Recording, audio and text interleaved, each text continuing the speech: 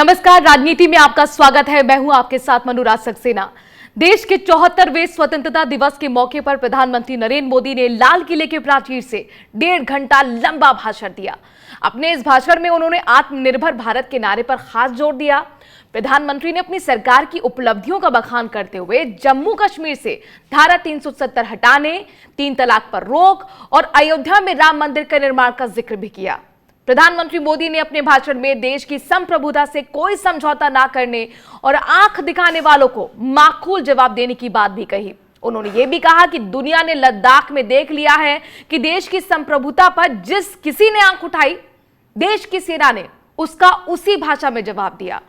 हालांकि प्रधानमंत्री ने अपने भाषण में खुलकर चीन का नाम नहीं लिया। इसके अलावा पीएम मोदी ने कोरोना के खिलाफ लड़ाई के लिए तमाम जो प्रयास हो रहे हैं उसका जिक्र अपने भाषण में किया। उन्होंने ये अहम ऐलान भी किया कि उनकी सरकार लड़कियों की शादी की सही उम्र की समीक्षा कर रही है। प्रधानमंत्री के भाषण में उठाए गए इन तमाम अहम मुद्दों पर चर्चा के लिए हमारे साथ खास मेहमान जुड़ रहे हैं। हमारे साथ जुड़ रहे हैं वरिष्ठ पत्रकार डॉक्टर वेद प्रताप वैदिक जी, वरिष्ठ पत्रकार प्रशांत टंडन जी, सीपीआई के नेता अमरजीत कौर और साथ ही हमारे साथ बीजेपी के नेता और नफाद के डायरेक्टर अशोक ठाकुर जी भी जुड़ रहे हैं। लेकिन चर्चा शुरू करने से पहले आपको प्रधानमंत्री मोदी के भाषण की बड़ी बातें सुनवाते हैं। एलओसी से लेकर एलएसी तक देश की संप्रभुता पर जिस किसी ने आंख उठाई, देश की सेना ने, हमारे वीर जवानों ने उसका उसी की भाषा में जवाब दिया। भारत में एक नहीं, दो नहीं, तीन वैक्सीन उसके टेस्टिंग के अलग अलग चरण में है।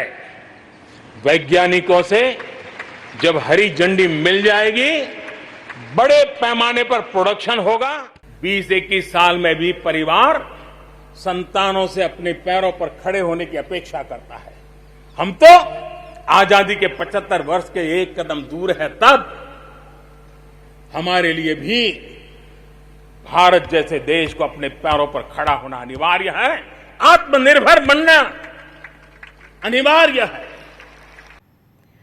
तो 86 मिनट का लंबा भाषण प्रधानमंत्री नरेंद्र मोदी ने 7वीं बार देश को संबोधित करते हुए लाल किले के प्राचीर से दिया है। प्रशांत टंडन जी, आपसे बहस की शुरुआत करते हुए, जो संबोधन प्रधानमंत्री नरेंद्र मोदी का रहा, उसके लिए देश के लिए प्रमुख हाइलाइट्स आपको क्या दिखती हैं?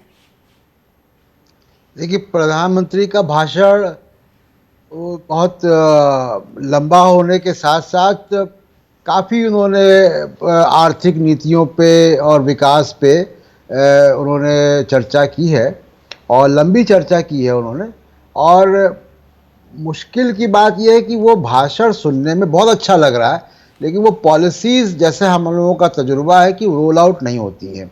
दूसरा, मुझे उम्मीद ये थी कि जैसे प्रधानमंत्री ने भाषण की शुरुआत में ही कहा कि कोरोना की वजह से देश एक बहुत चुनौतीपूर्ण समय से होकर गुजर रहा है, उस चुनौतीपूर्ण समय के लिए बहुत सारी योजनाएं उन्होंने घोषणा की, जिसकी जो दूरगामी योजनाएं हैं जो इम्प्लीमेंट होंगी, निश्चित तौर पर देश का बहुत भला होगा। लेकिन जो इमीडिएट जो ज़रूरत है, जो पिछले जब से लॉकडाउन शुरू हुआ है तब से जिसकी मांग हो रही है, उसका एक भी मुझे ऐसा उदाहरण नहीं दिखा जिसको मैं यहाँ पे चर्चा करूँ कि ये कल से, परसों से या अगले हफ्ते से या 10 दिन बाद से इमीडिएट जो राहत हमको चाहिए। क्योंकि एमएसएमई सेक्टर हो, चाहे वो कृषि का सेक्टर हो या तमाम जो प्रवासी मजदूरों का संकट हो, वो इमीडिएट कोई चीज़ नहीं मिल रही है। देखिए, मकान या ईएमआई या बहुत सारे जो इंफ्रास्ट्रक्चरल अनाउंसमेंट है वो दूरगामी चीज़ें हैं, 2 साल, 3 साल, 5 साल, 10 साल की रेंज वाले हैं वो। तो मुझे ये उम्मीद थी कि जैसे उन्होंने शुरुआत की थी कि देश एक विषम दौर से होकर गुजर रहा है, तो शायद वो कुछ घोषणा करेंगे, वैसा कुछ हुआ नहीं। ठीक है, अमरजीत जी, आपको मैं लेकर आना चाहूंगी। जिस तरह से प्रशांत जी भी कर रहे हैं कि प्रधानमंत्री नरेंद्र मोदी अपने संबोधन में ये मानते हैं कि देश संकट के दौर से गुजर रहा है, मुश्किल सामने उसके हैं, तमाम चुनौतियां हैं। इसमें वो किसानों का भी जिक्र करते हैं, मजदूरों का जिक्र करते हैं, गरीबों का वो जिक्र करते हैं। लेकिन यहाँ पर जो संघर्षशील लोग हैं, आपके लिए क्या उसमें समझ में आता है? क्या वाकई कमजोर तबके के लिए उसमें कोई इंटेंट प्रोग्राम रिफ्लेक्ट होता हुआ नजर आया? मैं आपकी बात तो अच्छे से सुन पा रही हूँ, लेकिन टंडन जी की बात नहीं सुन पाई। उसके लिए मैं क्षमा चाहती हूँ, साउंड नहीं आया मुझे। और मैं ये कहना चाहूंगी, प्रधानमंत्री की जो आज बातचीत थी उसमें हमेशा की तरह लफाजी काफी थी और अपनी पीठ थपथपाने का काम था, और लग रहा था कि वो लाल किला से संबोधन नहीं दे रहे हैं, वो अपनी इलेक्शन मीटिंग कर रहे हैं। और नया कुछ नहीं था। जो तथाकथित उन्होंने पैकेज दिया 20 लाख करोड़ का, जिसमें से ले दे के केवल 1-1.5% असली पैकेज है, बाकी कर्जों का पैकेज है। उसी की ही बार बार जो वो अलग अलग कार्यक्रमों में एक एक चीज फेंकते रहते हैं, आज उसको पैकेज बना के फिर से लाल किला के ऊपर से उन्होंने फेंका है। ये मैं कहना चाहूंगी। दूसरी बात मैं जो कहना चाहती हूँ कि उन्होंने आत्मनिर्भरता के नारे की बार बार चर्चा की, लेकिन उनके सारे के सारे कृत्य, इवन आज के भाषण में भी जो बातें थी, वो आत्मनिर्भर भारत के बनाने के विरुद्ध थी।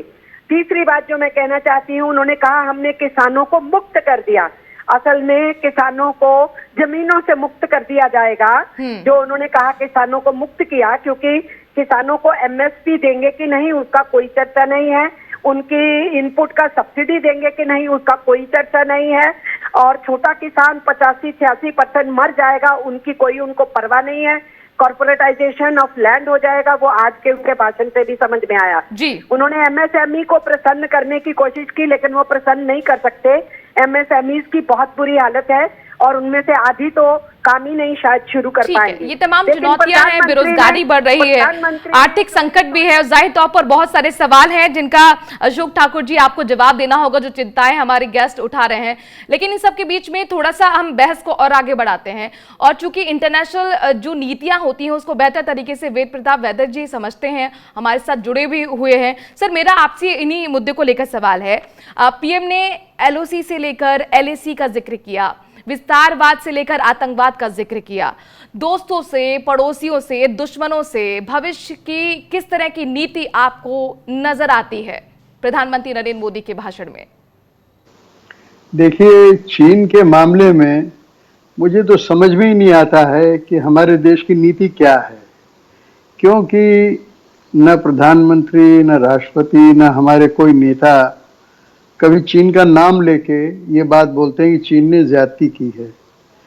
तो ये पता ही नहीं चलता है कि गलती किसकी है और किसको जिम्मेदार ठहराया जाना चाहिए। और दूसरी बड़ी बात ये है कि चीन ने अगर हमारी ज़मीन पर कब्जा किया है और हमारे जवानों को इस तरह से मार दिया है जी, तो नरेंद्र मोदी सीधे शी चिनफिंग से बात क्यों नहीं करते हैं? अरे भाई, जो शी चिनफिंग के वहाँ खुद चले गए, उनको 2 बार यहाँ बुला लिया और कई बार उनसे मिल लिए, तो उनसे सीधी बात करना चाहिए। अगर चीनियों ने गलती की है तो शी चिनफिंग माफ़ी मांग लेंगे, अगर हमसे कुछ गलती हुई है तो हमको बताएंगे वो, और बात करके उसको ख़त्म करें। उस मामले को तूल देना, बिजनेस को चौपट करना, लोगों को हतोत्साहित करना, ये मेरे समझ में नहीं आता है। और फिर दूसरी बात, पड़ोसी देशों के साथ जो हमारे संबंध आजकल बहुत ही विषम हो गए हैं, उनको अच्छा बनाने की जरूरत है। नेपाल के साथ जिस तरह से खींचातानी हो रही है, श्रीलंका के अंदर जो हमारे विरोधी थे वो अब सत्तारूढ़ हो गए हैं, दोनों भाई भाई राज हो गया है वहाँ पर भी, श्रीलंका में भी। तो अब ऐसी स्थिति पाकिस्तान से भी, इमरान खान जो इतना भारत के साथ संबंध अच्छे बनाने की बात करते थे, उनसे सीधा डायलॉग करने के लिए हमें कोशिश करनी चाहिए, वो भी कोई डायलॉग हो नहीं रहा है। तो कैसे होगा मामला, मेरे समझ में नहीं आता है। ठीक है, अशोक ठाकुर जी जवाब दीजिए। वेद प्रताप वैद्य जी की चिंता का उनका कहना है कि भाई सीधे क्यों नहीं जिनपिंग से मिल लेते हैं। आपको याद होगा डोकलाम वाला विवाद, उसमें भी तो मुलाकात हुई थी, तब जाके कूटनीतिक लिहाज से वो मैटर आगे बढ़ा और सॉल्व हुआ। लेकिन यहाँ तो 100 दिन हो गए हैं, तो हिचक किस बात की है कि नाम नहीं ले रहे। दूसरा, यहाँ पर प्रशांत जी ने सवाल उठाया कि भाई जो महत्वपूर्ण मुद्दे हैं, यानी कि आर्थिक स्थिति कैसे बेहतर हो, और जो आर्थिक रूप से परेशान लोग हैं उनके लिए आप फौरन रास्ता कोई क्यों नहीं निकालते। यहां पर अमरजीत जी को भी आप सुन रहे थे, उनकी चिंता इस बात की है कि पूरी तरह से एक बार फिर वो ऐसा लग रहा है कि कैंपेनिंग वाला भाषण है, कुछ निकल कर नहीं आया सामने। जवाब आपका। देखिए, सबसे पहले तो हमारी बहन ने जो सवाल उठाया था कि उनका एक राजनीतिक भाषण लगता है, तो मैं उनको बता देना चाहता हूं कि 15 अगस्त को हर वर्ष नरेंद्र मोदी जी पहले प्रधानमंत्री हैं जो पूरे वर्ष का लेखा जोखा जो है वो प्रस्तुत करते हैं। इस वर्ष में जितना भी सरकार ने जो काम किया है, जो हमारी विकास की दिशा में जो कदम बढ़ाए हैं, उसका पूरा लेखा जोखा जनता के सामने रखने का काम हर वर्ष करते हैं। तो इस वर्ष भी पूरे वर्ष में जो महत्वपूर्ण काम हुए उन सब का लेखा जोखा उन्होंने दिया है और ये जनता के प्रति जवाबदेही है और उसको वो पूरा करते हैं। तो इसको राजनीतिक भाषण देना मैं समझता हूँ ये उनके साथ न्याय नहीं होगा, ये देश के साथ भी न्याय नहीं होगा। दूसरी बात, यहाँ पर प्रधानमंत्री जी के 1.5 घंटे के भाषण में लगभग सभी क्षेत्रों को उन्होंने छुआ है। इसमें भले ही आज कोरोना के संकट से लड़ने की बात हो तो उस पर चाहे जो तैयारियां की गई हों उसकी बात हो, जो हेल्थ इंफ्रास्ट्रक्चर को बढ़ाया गया उसकी बात हो, कोरोना के लिए वैक्सीन की तैयारी जो हो रही है उसकी दिशा में जो प्रयास हुए हैं उसकी बात हो, सब तरफ उन्होंने उस पर बात करी है। इसके साथ साथ अर्थव्यवस्था को लेकर, चाहे वो कृषि क्षेत्र हो, चाहे एमएसएमई हो, चाहे अन्य क्षेत्र हो, उनके लिए जो भी प्रयास किए गए हैं और आगे जो कोशिश की जा रही है उस सबको उन्होंने विस्तृत रूप से जनता के सामने रखा है। मुझे लगता है कि इस पिछले वर्ष में बहुत महत्वपूर्ण काम जो माइलस्टोन हुए, लेकिन कोरोना की वजह से कहीं ना कहीं थोड़ा बहुत जो गति में स्थिरता आई है, उसके बावजूद प्रधानमंत्री जी ने एक साहस किया है आत्मनिर्भर भारत की दिशा में कदम बढ़ाने का। और जैसा कि उन्होंने कहा था कि संकटों को किस प्रकार अवसरों में बदलना है, तो आज प्रधानमंत्री जी ने उसी दिशा में कदम बढ़ाते हुए देश के लोगों से ये आग्रह किया है कि जो आत्मनिर्भर भारत जो एक जरूरत है देश की, जो हमारे ऊपर जो भी आक्रांता आए, जो आक्रमणकारी थे, उनका पहला उद्देश्य भारत का आर्थिक शोषण करना था। और बिल्कुल आत्मनिर्भर भारत को लेकर ही मेरा सवाल प्रशांत जी आपसे है कि आत्मनिर्भर भारत की एक बार फिर आज प्रधानमंत्री नरेंद्र मोदी ने उसमें जोर देते हुए लोकल फॉर वोकल का मंत्र दिया है, लेकिन जब दुनिया हम देखते हैं कि एक दूसरे से पूरी तरह से गुथी हुई है और यहाँ पर कई जो बिजनेस लॉबीज हैं उनका ये मानना है कि अगर हम इंपोर्ट को रोक देंगे तो एक तरीके का नुकसान होगा, क्योंकि व्यापार होता है रेसिप्रोकल। तो ऐसे में कितना व्यवहारिक आपको लगता है, कितना पॉसिबल आपको लगता है आत्मनिर्भर होना भारत का? देखिए, आत्मनिर्भर भारत जो है बहुत से मुद्दों पर, बहुत से एरियाज में पहले से भी रहा है और ये पिछले 7 दशकों की जो हमारी यात्रा है उसमें लगातार हमारे वैज्ञानिक, इंजीनियर्स और तमाम शिक्षाविद इस आत्मनिर्भरता को बढ़ाने में लगे हुए हैं। एक बड़ा रोल जो है वो पब्लिक सेक्टर ने हम अदा किया है।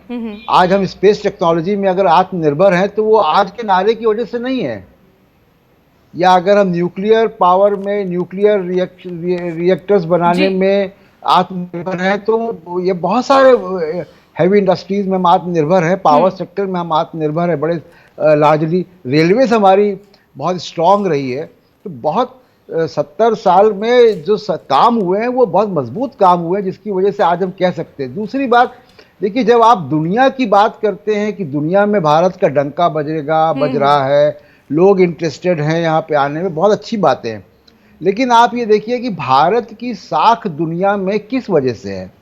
एक तो चलिए बाजार है आप कि बहुत बड़ा मिडिल क्लास है, कंजम्पशन है और दुनिया की तमाम बड़ी जो आर्थिक शक्तियां हैं वो यहाँ आना चाहती हैं, बड़ी कंपनियां आना चाहती हैं जी। दूसरी वजह आपकी जो इज्जत है दुनिया में, जो आपको सम्मान की दृष्टि से देखा जाता है, वो आपके लोकतंत्र और इंक्लूसिव डेमोक्रेसी की वजह से देखा जाता है। दुनिया का हर राष्ट्राध्यक्ष जो हमारे प्रधानमंत्री के साथ खड़ा होता है तो वो ये कहता है कि ग्रेटेस्ट डेमोक्रेसी ऑफ इंडिया के प्रधानमंत्री के साथ हम, वर्ल्ड के साथ हम खड़े हुए हैं जी। आज उस डेमोक्रेसी की स्थिति क्या है, वो डेमोक्रेटिक इंस्टीट्यूशंस की स्थिति क्या है।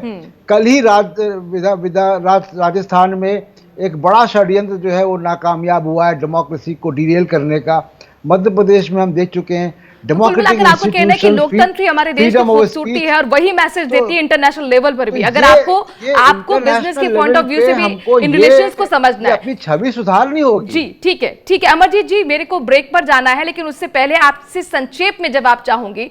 ये आत्मनिर्भर भारत के साथ एक चीज और जोड़ दी है, यानी मेड इन इंडिया के साथ मेड फॉर वर्ल्ड भी कहा है।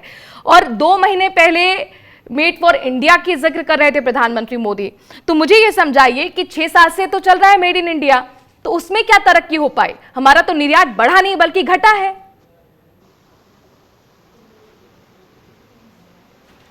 अमरजीत जी, लगता है अमरजीत जी हमारे साथ नहीं है। वेद जी, यही सवाल आपसे, संक्षेप में आपसे जवाब। जी जी, नहीं वो आपकी बात ठीक है कि भाषण तो नरेंद्र भाई बहुत ही अच्छा देते हैं और प्रधानमंत्री का एक कर्तव्य भी है कि लाल किले से जब बोले तो पूरे साल भर की उपलब्धियां गिनाए, भविष्य में जो अच्छे काम करने हैं उनको बताए। वो सब तो ठीक है, उसमें कोई एतराज के लायक बात नहीं है जी। लेकिन मेरा निवेदन ये है कि हिंदुस्तान जो दुनिया का सबसे बड़ा लोकतंत्र है, उसकी एक बात अगर वो कहते तो बहुत अच्छा रहता कि सारे पड़ोसी देशों के और एशिया और अफ्रीका के देशों के संविधान जी। पिछले 50, 60, 70 साल में कई संविधान बदल चुके हैं, लेकिन भारत का संविधान है कि कई पार्टियों का राज रहा भारत में, अखिल भारतीय स्तर पे और प्रांतीय स्तरों पर, लेकिन हमारा संविधान वो का वही है। वो संविधान आज तक चल रहा है। कई जगह तख्ता पलट हो गए, हमारे यहाँ तख्ता पलट नहीं हुए, सरकारें हम उलटते पुलटते रहते हैं जी। एक आपातकाल की बात छोड़ दें, बाकी सब दूर भारत में जबरदस्त लोकतंत्र रहा है और आज भी भारत में बोलने की पूरी स्वतंत्रता है। ठीक है। आप और हम लोग जो बहस कर रहे हैं, कितनी भर्त्सना करें, हमारा कोई बाल भी बांका नहीं कर सकता है।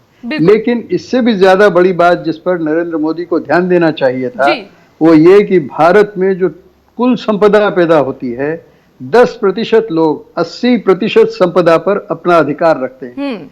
देश में 10% लोग तो ऐसे हैं कि जिनको खाने के लिए रोटी भी मुहैया नहीं है। बिल्कुल, ये असमानता कैसे दूर हो, ये खाई कैसे दूर हो, इस पर जोर होना चाहिए। वीर प्रताप वैदिक जी की तरफ से कमेंट आया है। अशोक ठाकुर जी, चूंकि आत्मनिर्भर का आपने भी जिक्र किया था सबसे पहले स्टार्टिंग कमेंट में, तो यहां पर आत्मनिर्भर भारत के लिए अगर रक्षा क्षेत्र में आप जोर देने की बात कह रहे हैं, आप कह रहे हैं 110 हमने जो प्रोडक्ट्स है उनका इंपोर्ट रोक दिया है, अब तो यहीं पर बनेंगे। सर, राफेल को लेकर फिर हम जश्न क्यों बनाते हैं? वो तो फ्रांस से आया है। तो ऐसे में सवाल ये है कि पुरानी डील राफेल तो यहां पर बननी थी, उसको आप तोड़ते हैं, तो फिर कैसे भरोसा किया जाए कि आत्मनिर्भर भारत के लिए रक्षा क्षेत्र में वाकई आप लोग गंभीर हैं? देखिए, देश की जरूरतों के हिसाब से फैसले लिए जाते हैं जी। और जिस तरह से पिछले 20-25 सालों में देश के वायुसेना को जो फाइटर प्लेन्स हैं उसकी उपलब्धता नहीं हुई थी और लगातार हमारे स्क्वाड्रन्स कम हो रहे थे, ऐसे समय में भारत को एक अच्छे फाइटर प्लेन की जरूरत थी और पिछली सरकार ने भले ही ये 2001 से पेंडिंग था, तो हमारे प्रधानमंत्री जी ने देश की जरूरत को ध्यान में रखते हुए इस फाइटर प्लेन सर इंडिया में नहीं बन सकते थे। लेकिन उसके साथ साथ भविष्य को ध्यान में रखते हुए कि भविष्य में हमको इंपोर्ट नहीं करना पड़े। राफेल इंडिया में नहीं बन सकता था, पुरानी डील तो यही कहती है यहीं पे बनना था। नहीं, बन सकता है, लेकिन ये एक रात में नहीं बन सकता है। इसके लिए जो तैयारी चाहिए वो तैयारी आत्मनिर्भर भारत के माध्यम से जो ये प्रयास शुरू हुआ है, इसके बाद आप देखेंगे कि थोड़े सालों के बाद भारत के अंदर अच्छे जो फाइटर प्लेन्स हैं उसकी भी बहुत सारे मुद्दे हो जाएगा। तब हमको ठीक है सर, अब आत्मनिर्भर भारत की बात हो गई है, बहुत सारे मुद्दे हैं। चूंकि एक सपना भी यहाँ पर प्रधानमंत्री नरेंद्र मोदी ने दिखाया है, वैक्सीन की बात करी है, और वैक्सीन के लिए सबकी जो आंखों में चमक आ जाती है उस नाम को सुनते हुए, क्योंकि कोरोना से हर कोई प्रभावित है, दुनिया प्रभावित है, देश प्रभावित है।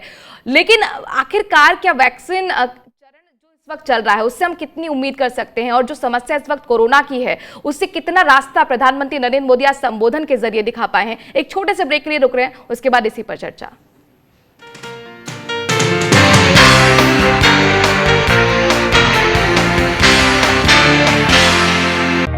सपने सच तब होंगे जब आप सपने दिखना शुरू करेंगे। ये शब्द हैं उस शख्सियत के जिसके सपनों ने दी इस देश को एक नई उड़ान, डॉक्टर APJ अब्दुल कलाम। और ऐसे ही हर स्टूडेंट के सपने पूरे करेंगे हम, under best guidance of expert faculty team. Admission open in science and technology, humanities, social science, arts and sports. Doctor APJ Abdul Kalam university, Indore. For details contact 180030026072।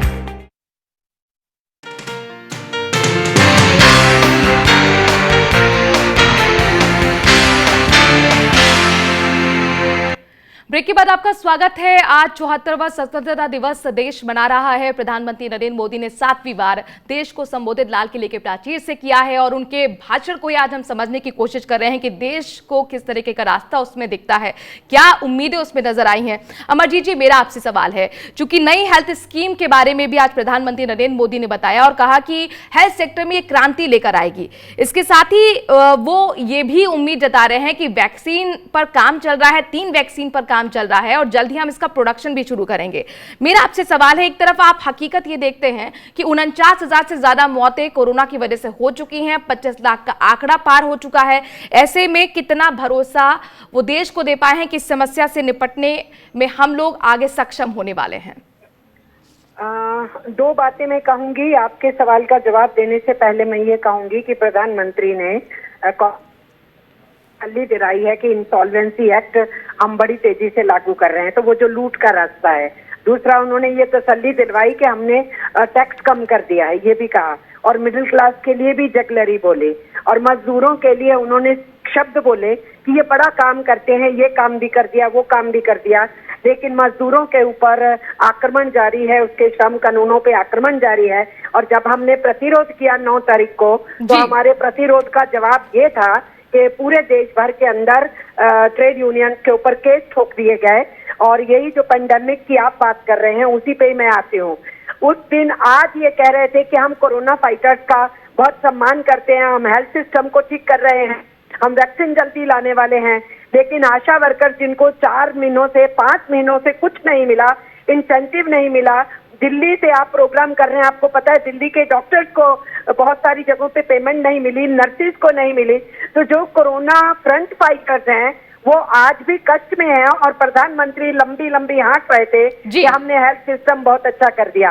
तो जो वैक्सीन के 3-3 जगह पे एक्सपेरिमेंटेशन हो रहे हैं, ये बहुत से देशों में हो रहे हैं, लेकिन इन्होंने देश को एक धोखा देने की बात की थी जब ये कहा 14 अगस्त के पहले। बहस आखिरी पड़ाव पे है, बहुत सारे मुद्दों को मुझे सम्मिलित करना है। प्रशांत जी, मैं आपके पास आना चाहूंगी। जी अमरजीत जी, मैं आपके पास वापस आऊंगी। भरोसा नहीं दे। ठीक है प्रशांत जी, चूंकि आज जो जिक्र था संबोधन में वो कश्मीर का भी था, राम मंदिर का भी था, ट्रिपल तलाक का भी था, और ट्रिपल तलाक को लेकर ऐसा माना जाता है कि वो एक कदम है बढ़ता हुआ जो कॉमन सिविल कोड की बात सामने आती है। तो आप, चूंकि ये जो मुद्दे थे, जो वादे थे, जो बातें थी, वो वैचारिक रूप से काफी महत्वपूर्ण बीजेपी के लिए हो जाती हैं, तो आपको क्या समझ में आता है, किस दिशा में लेते हुए जा रहे हैं प्रधानमंत्री नरेंद्र मोदी देश को? देखिए, ये सारे मुद्दे उनके पार्टी के और आरएसएस के मुद्दे कई दशकों से पुराने मुद्दे हैं और जिसको वो लेकर आ रहे हैं, जिसमें से 2 चीज़ें वो पूरी कर चुके हैं, तीसरी, लेकिन इन मुद्दों का देश की प्रगति से कोई लेना देना नहीं है, बल्कि ये देश की प्रगति के आड़े आते हैं। जी, आत्मनिर्भर भारत कभी नहीं बन सकता जब तक कि हर नागरिक का आत्मसम्मान सुरक्षित नहीं है। तो जी, ऐसे आत्मनिर्भरता का हम क्या करेंगे जब आत्मसम्मान नहीं है? तो आपके हमारे देश में तमाम सारे जो अल्पसंख्यक ग्रुप्स हैं, जो दलित समाज के लोग हैं, उनके साथ प्रताड़ना है, उनके साथ तमाम तरीके से साइकोलॉजिकल और फिजिकल दोनों तरीके से हैरेसमेंट है, टॉर्चर है। और उसको जब तक हम एड्रेस नहीं करेंगे, और किस तरीके की बयानबाजी टीवी चैनल्स में, किस तरीके की बहस होती है। अभी हमने 3-4 दिन पहले देखा कि उसी बहस के दौरान एक प्रवक्ता की जो है दिल का दौरा पड़ने से मौत भी हो गई। तो जिस तरीके का समाज में पॉइजन जो है वो फैला हुआ है, इसको भी प्रधानमंत्री की जिम्मेदारी है कि इसको अपनी पार्टी के लोगों को समझाएं और कि वो ये पॉइजन कम करें। देखिए, आत्मसम्मान जब तक आप रिस्टोर नहीं करेंगे, तमाम सारे सब बिना भेदभाव के किसी भी समाज के लोगों का, आपको कहना है कि सभी तबकों को साथ में लेने की जरूरत है, बेहद जरूरी हो जाता है सामाजिक रूप से भी। वेद जी, मैं आपको बहस में लेके आना चाहूंगी। कश्मीर का जिक्र किया प्रधानमंत्री नरेंद्र मोदी ने और एक तरीके से उसे सफलता बताया। कश्मीर नीति को आप किस तरह से नापते हैं और समझते हैं? चूंकि कश्मीर में अगर हम बात करते हैं, हालांकि उन्होंने एक इशारा दिया है कि जल्दी विधानसभा चुनाव भी होंगे, लेकिन अभी हाल ही में एक खबर है और बहुत चर्चा इस पर हो रही है कि बीजेपी के कई जो नेता है, करीब 2 दर्जन से ज्यादा नेताओं ने वहां पर पार्टी छोड़ना शुरू कर दिया है। सरपंच जो हैं, जो वहां के पंच हैं, वो आतंकियों के निशाने पे हैं, उस डर की वजह से वो लोग छोड़ रहे हैं। तो कितनी बदल पाई कश्मीर की तस्वीर 1 साल के अंदर? वेद जी, देखिए, कश्मीर में जो धारा 370 खत्म की गई है जी वो हो तो हम मानते कि खत्म की गई है। जी उसको तो इंदिरा गांधी ने ही 50-60 बार सैबोटेज कर दिया, वो खत्म ही थी। तो उसको जी। हटाने नहीं हटाने से कोई खास फर्क नहीं पड़ने वाला है, लेकिन फर्क इसलिए पड़ा है कि वहाँ के सारे नेताओं ने इसका विरोध किया।